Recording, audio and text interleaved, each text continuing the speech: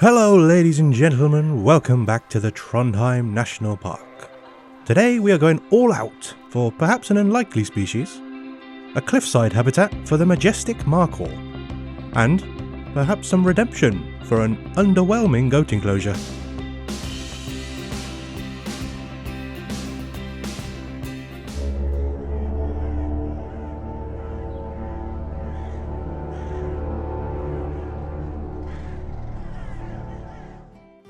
Oh, zoo friends and fans, I usually take it easy for the sheep and goats.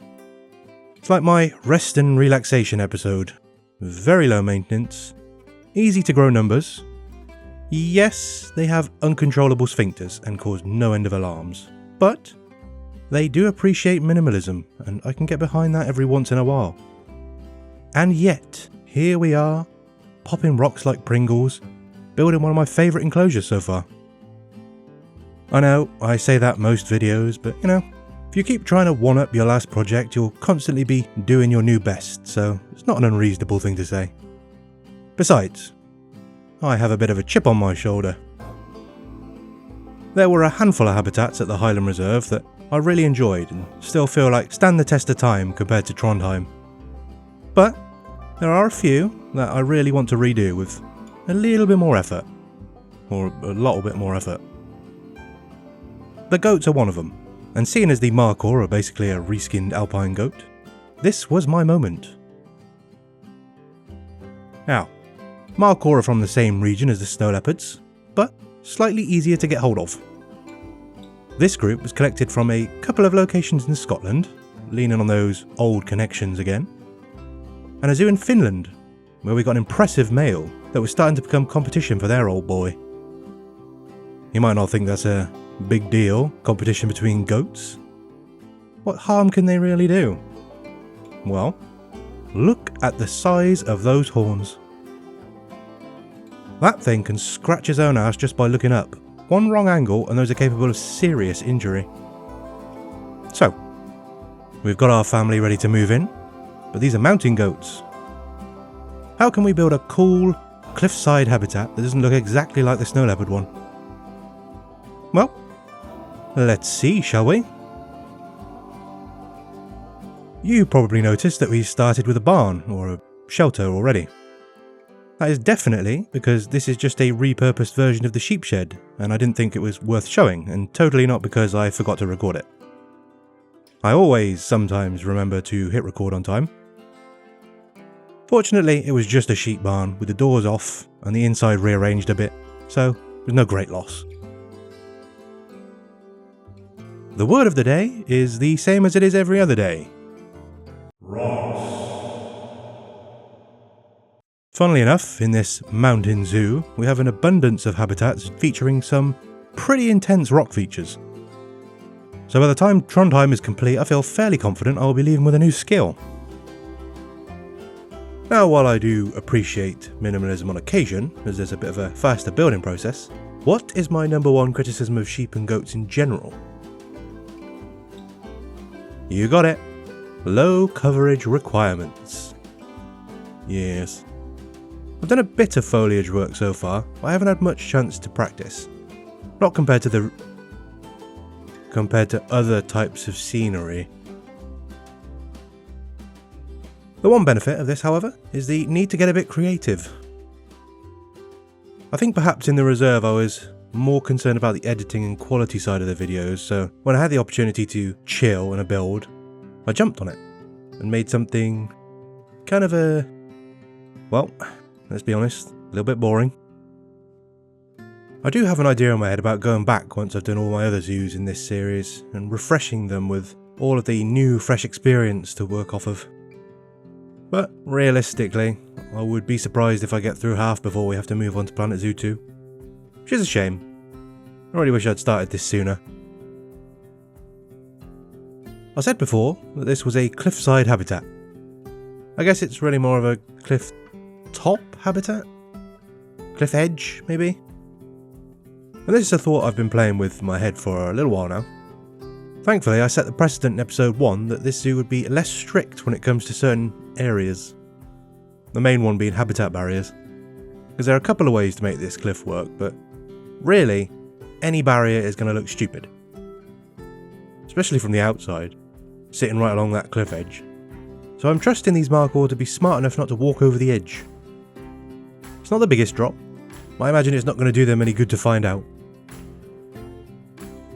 I do eventually end up putting a small lake down at the bottom. I don't think that was for a while after I finished, but it might be in the scenic shots at the end. I tend to finish the enclosure, do something else, and then come back and work on the surrounding scenery before getting the scenic shots. That's why there's usually babies knocking about. Can't complain. Everyone loves babies. Well, baby animals at least. I'm actually still making little improvements to scenery between habitats. Enclosures can be a bit of a time commitment, so these little in-between areas are quite a nice little casual thing to do when I'm tired. There are a couple of different fences in this habitat. Even though most of the borders are natural, there are still areas that need a little bit of man-made protection. The first is simple, mostly closed off, standard fence around the keeper entrance. This one's a bit different because of its location. It sits at the bottom of the habitat, so it's a bit of a pain for the keepers to get to, but they also have to climb in order to get to anything. It's a bit inefficient, I will admit, but if you get a job in a mountain zoo, you need good calves anyway. The second fence is what I originally planned to have lining the whole cliff edge. It's a series of metal poles as posts with thick cables strung between them. I wanted to do an electric fence kind of deal, like you see in some farms for sheep pens. Not high voltage, but just enough to let the animals know they're in danger.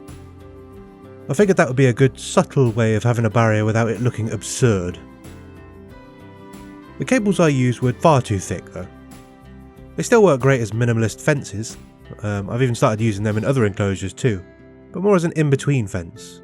You know, where fences end and natural barriers take over. That awkward transition.